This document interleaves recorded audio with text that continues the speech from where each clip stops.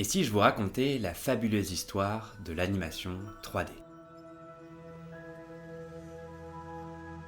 Commençons par un rapide tour d'horizon des grandes dates qui ont fait l'histoire de l'animation 3D. On est en 1950, l'Univac 1, un microprocesseur plutôt puissant pour l'époque, permet de créer des images en géométrie 3-dimensionnelle. En 1960, c'est Boeing qui s'intéresse de près à l'image 3-dimensionnelle et qui crée un personnage en 3D assis pour regarder un petit peu ce qui se passe dans le cockpit d'un Boeing. En 1962, Evans et Sutherland est créé. Ce sont les deux pionniers de la création d'images en 3 dimensions. En 1972, grâce à un stylo pointeur, c'est un stylo qui est accroché sur des rails, permet de récupérer les positions de certains points et la première main, et c'est assez incroyable d'ailleurs, est créée en 3D. En 1975, on a la fameuse théière de Utah. C'est certainement un objet 3D que vous avez vu dans vos logiciels de 3D préférés, et c'est une forme très complexe, et elle marque un bond en avant dans la création d'objets tridimensionnels.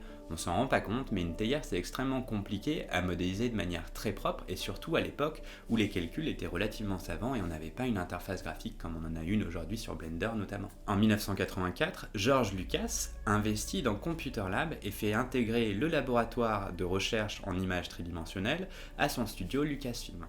En sort le premier court-métrage de fiction, The Adventures of André and Walibi, qui rentrera dans l'histoire comme le premier film de court-métrage jamais créé. En 1986, alors que Steve Jobs est mis de côté de sa propre boîte, il monte une entreprise qui s'appelle Next pour créer les meilleurs ordinateurs du marché et rachète d'ailleurs à Lucasfilm la division de Computer Lab et renommera tout ça en Pixar. La division de recherche est maintenant un vrai studio d'animation et Steve Jobs, en fonds propres, va investir largement pour créer des courts-métrages d'animation 3D.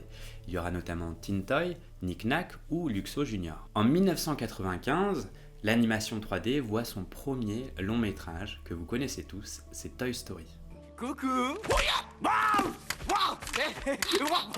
Et quoi, je t'ai fait peur? Depuis les années 2000, l'animation 3D a pris son envol et fait partie intégrante de l'industrie du cinéma. Je vais maintenant vous raconter des anecdotes que je trouve extrêmement marrantes sur l'animation 3D. Ce qu'il faut savoir, c'est que Steve Jobs, lorsqu'il a racheté Computer Lab à LucasArts, je ne sais pas quel était le nom à l'époque de cette structure, il a racheté tout ça pour 50 millions de dollars, et lors de son entrée en capitalisation boursière de Pixar et la sortie de Toy Story, les 50 millions de Steve Jobs se sont transformés en 2 milliards de dollars. Autre fait amusant, le film The Adventures of André and Walibi n'a été diffusé qu'une seule fois lors de sa première projection. On ne l'a retrouvé qu'en 2012, il avait été perdu et il fait maintenant partie des archives du cinéma. J'en profite pour en rajouter une troisième. Ce qu'il faut savoir, c'est que pour le film Nemo, Finding Nemo, Pixar a dû créer 6 millions de petits poissons. Parlons maintenant des pionniers de l'animation 3D. On pense à John Lasseter, bien entendu, pour Toy Story et tous les films de Pixar. John Whitney Sr., qui est considéré comme le père de l'animation. C'est l'un des premiers à avoir créé dans les années 50 et 60 des images tridimensionnelles. Je pense aussi à Edwin Catmull, le cofondateur de Pixar, qui est très important dans le recrutement et dans la création des studios. Je vous conseille d'ailleurs de lire son livre que j'ai trouvé absolument extraordinaire, qui montre comment développer la créativité de ses employés et faire en sorte qu'ils s'intègrent dans un projet commun. Bien entendu, on pense à George Lucas qui a investi massivement dans les effets spéciaux 3D, notamment pour Star Wars, et bien sûr un Steve Jobs.